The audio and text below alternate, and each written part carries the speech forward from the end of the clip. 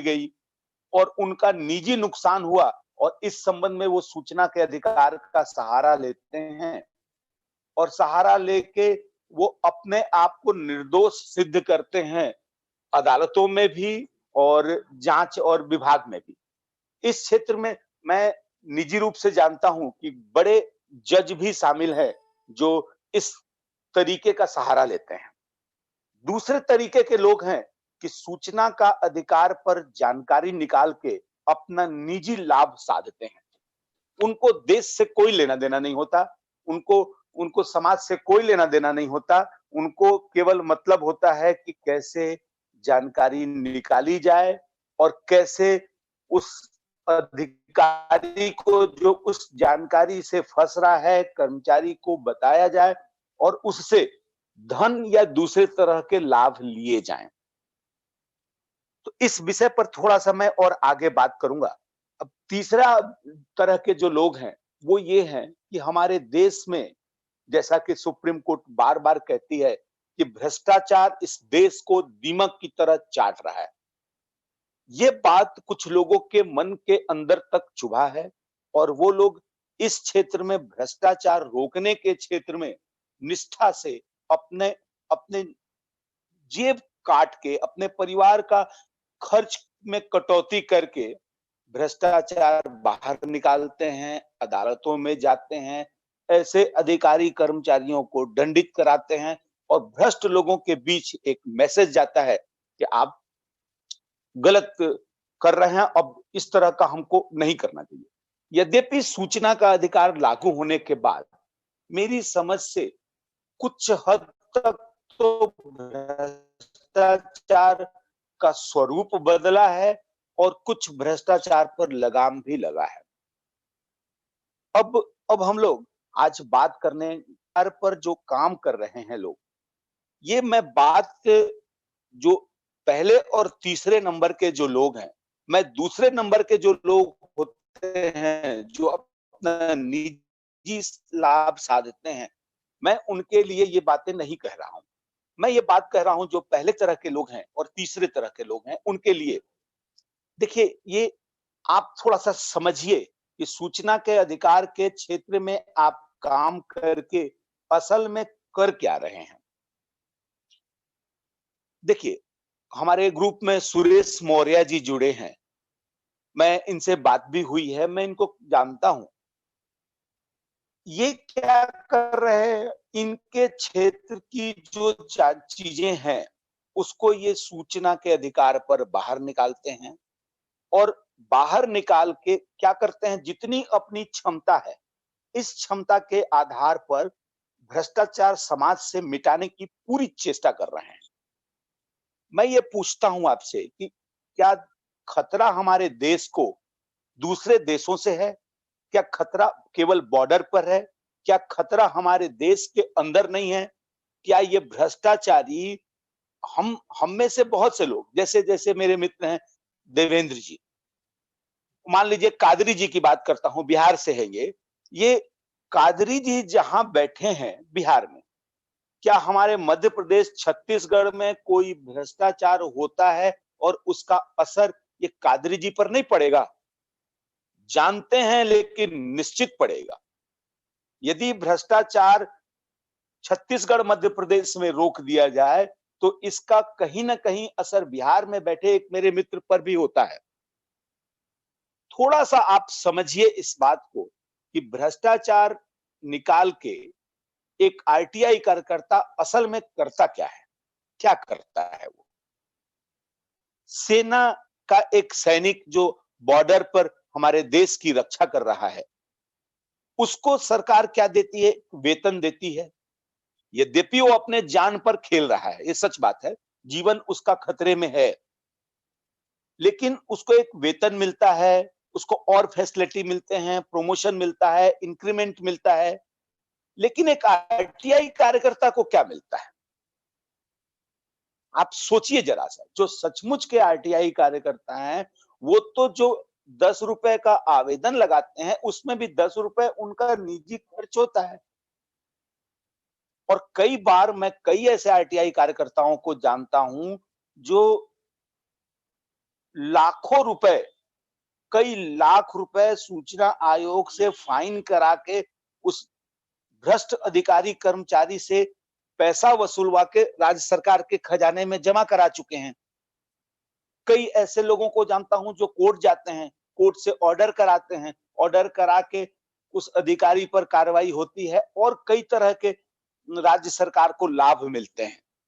लेकिन किसी भी राज्य का कोई भी एक व्यक्ति ये या कोई भी राज्य सरकार का अधिकारी ये कभी किसी आरटीआई कार्यकर्ता को 1 रुपया उसमें से इनाम नहीं देती। आप सोच के देखिए कि देश के असल सच्चे भक्त तो आप ही हैं। आप ये बताइए, क्या हमारे देश में आरटीआई कार्यकर्ताओं की हत्या नहीं हुई है? मेरी जानकारी में 103 आरटीआई कार्यकर्ताओं की हत्या हो चुकी है। बड़े दुर्भाग्य की बात है ये और बहुत तकलीफदेह बात है ये कि हम किसके लिए काम कर रहे हैं? हम काम कर रहे हैं अपने देश के लिए, अपने मातृभूमि के लिए। और ऐसे में अगर हम अपना समय, अपना ऊर्जा, अपना धन लगा के अगर देश की रक्षा करने की चेष्टा कर रहे हैं, जो कि असल काम इन अधिकारी कर्मचारियों का है, इन नेताओं का है, इन पुलिस वालों का है, इन जजों का है, जिनकी जिम्मेदारी होती है, उन्होंने नौकरी ज्वाइन करते समय ये शपथ लिया हुआ है कि मैं अपने देश के हित में सही और उचित निर्णय करूंगा, सही काम करूंगा। कौन से अधिकारी ने ये शपथ ली हुई है कि मैं अपने देश में भ्रष्टाचार करूंगा? अब जब कोई आरटीआई कार्यकर्ता क्या करता है, जब कोई भ्रष्टाचार बाहर निकालता है, तो अव्वल तो ऐसे भ्रष्ट लोग उस आरटीआई कार्यकर्ता को खरीदने की कोशिश करते हैं। किस तरह से खरीदने का? एक पैसे से, कई बार अगर नहीं बिकता है तो धमकी चमकी से, कुछ तो ऐसी बातें आते हैं। मेरे पास एक सूचना आई, मैं आपको बताता हूं, हंसेंगे आप और अचंभा भी लगेगा आपको कि एक व्यक्ति हैं जिन्होंने कहा कि मेरे एक रिश्तेदार के यहाँ उनकी बेटी की शादी हुई है, इसलिए मैं उस भ्रष्टाचार को उजागर ना करूं। तरह तरह के रिश्तेदारों के फोन आने लगते हैं। अगर ये दोनों परिस्थिति नहीं होती है तो आरटीआई कार्यकर्ताओं पर हमले भी होते हैं, हमारे देश में धड़ाधड़ हो रहे हैं और ऐसे में कोई सरकार सामने नहीं आती ऐसे आरटीआई कार्यकर्ताओं को बचाने के लिए। कुछ लोग अगर आरटीआई कार्यकर्ताओं को बचाने के लिए सामने आते हैं तो हम जैसे लोग, आप जैसे लोग, हम लोगों के बीच के ही लोग जितनी मदद कर सकते हैं वो करते हैं और उम, उनके उनकी रक्षा का प्रयास करते हैं। देखिए, मैं इस विषय पर आज चर्चा जो करने वाला हूं, वो कुछ महत्वपूर्ण उदाहरण दे के बता रहा हूं आपको कि कैसे एक भ्रष्टाचार बाहर निकालने के बाद एक आरटीआई कार्यकर्ता पर हमला ना हो, वो अधिकारी कर्मचारी आपको नेगेटिव ना सोचे। मैं कई वर्षों से भ्रष्टाचार के क्षेत्र में 1995 से काम कर रहा हूं। सूचना का अधिकार आने के बाद हमारे काम करने की गति बढ़ गई, क्योंकि पहले भ्रष्टाचार वगैरह आसानी से कोई जानकारी हमको देता नहीं था। अभी स्थिति है आरटीआई आने के बाद बहुत से सी जानकारियां बड़ी आसानी से मिलने लगी हैं। फिर भी जिन लोगों को लगता है कि इस जानकारी को देने से हमारा नुकसान होगा, हमारे ऊपर करप्शन का आरोप लग जाएगा, वो लोग आसानी से जानकारी नहीं देते। फिर भी जानकारियां पहले की तुलना में आसानी से मिलने लगी हैं। अब हम लोग बात करते हैं कैसे बचें। देखिए, इस पर कुछ मनोवैज्ञानिक तथ्य भी रखूंगा मैं, उस पर विचार किया जाए। हम लोग विचार करेंगे। अभी आगे जो सेशन होगा प्रश्न उत्तर का होगा, तो उस सेशन में इस विषय पर जो प्रश्न आएंगे उस पर हम लोग गंभीरता से चर्चा करेंगे। मान लीजिए कोई कोई रामसा है, वो भ्रष्ट व्यक्ति है।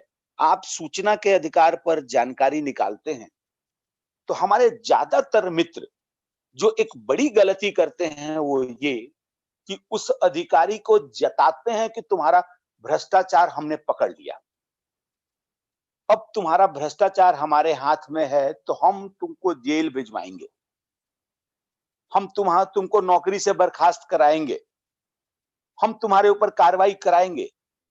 ये गलती हमारे मित्र ना करें। ये गलती करना अपने आप में ही बेहद खतरनाक हो जाता है। देखिए, थोड़ा सा एक उदाहरण देता हूं आपको। भगवान कृष्ण पांडवों के तरफ से कौरव राज्यसभा में जाते हैं और कहते हैं कि तुम हमको केवल 5 गांव दे दो, पांडव वो 5 गांव लेकर संतुष्ट हो जाएंगे। दुर्योधन का कहना था कि सुई के नोक के बराबर भी जगह नहीं देंगे। सुरेश सिंह जी, आपको मेरी आवाज आ रही है? आ रही है। आप सिर हिला के मुंडी। Yes sir. जी जी, ठीक ठीक। हेलो जी, ठीक है। तो भगवान कृष्ण केवल 5 गांव मांगते हैं। उसी कृष्ण को दुर्योधन कहते हैं कि इनको बांध लो, इस ग्वाले को बांध लो, पकड़ लो, कारावास में डाल दो, जाने मत दो, ये बहुत उद्दंडी कर रहा है।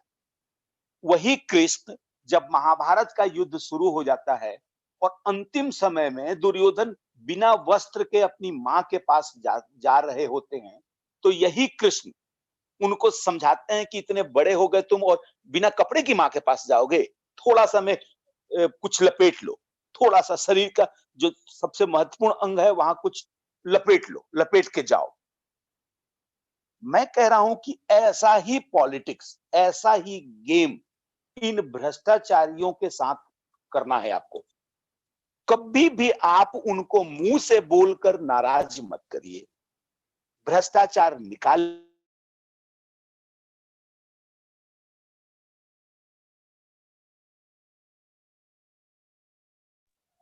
सर, आपका आवाज आना बंद हो गया है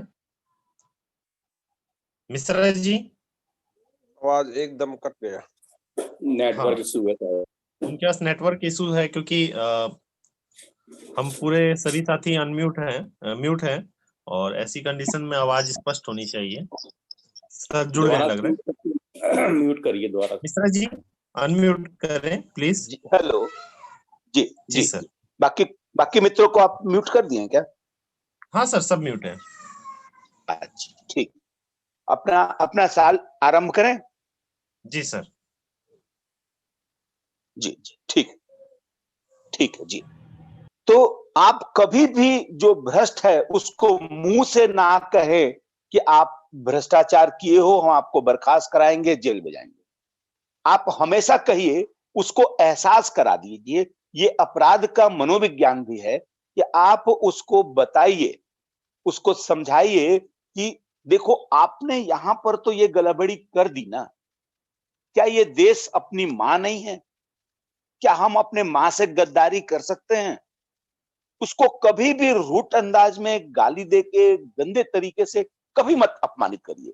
केवल मनोवैज्ञानिक तरीके से उसको समझा दीजिए यहां पर गलती किया है आपने, और उसके बाद उसको ये कहिए कि वो जो दूसरा अधिकारी है, आपका बड़ा अधिकारी है, वो बड़ा अधिकारी बड़ा गड़बड़ी किया है।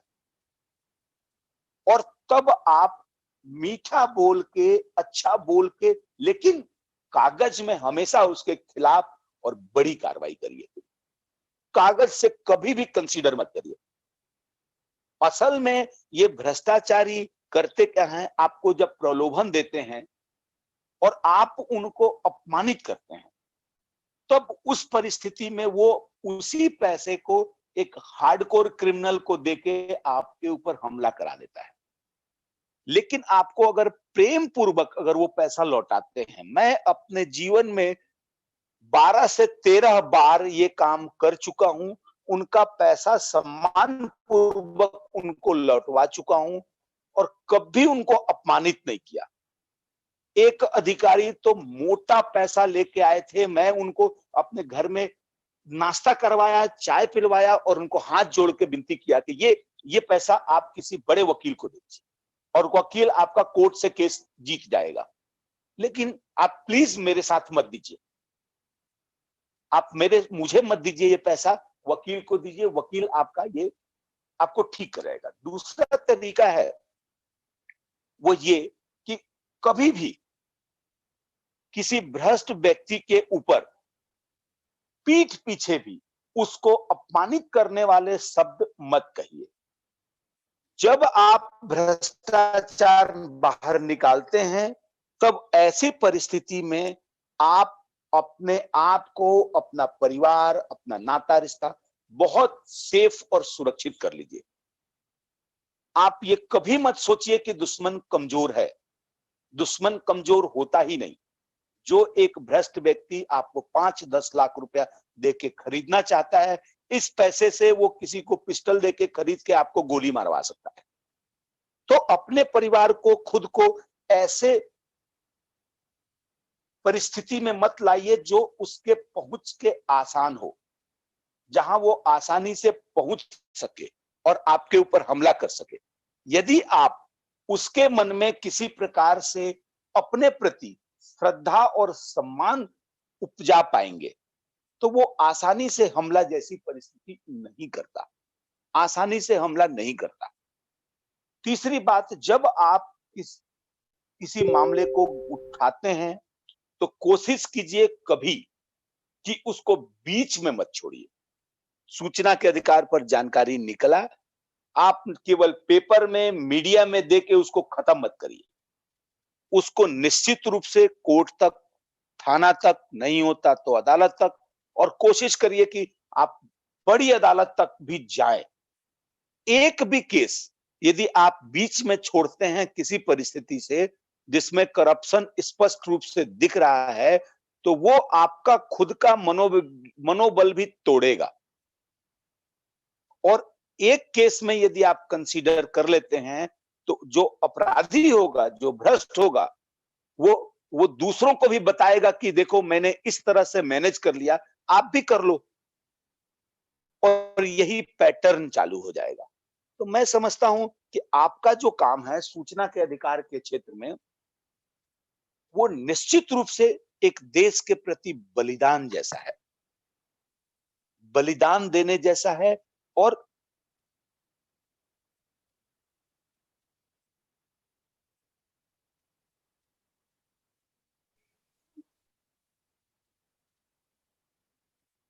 हेलो, जी आवाज आ रही है सर? आवाज आ रही है? हाँ जी सर, आवाज आ रही है। मैं सभी साथियों से एक बार निवेदन भी करना चाहूंगा।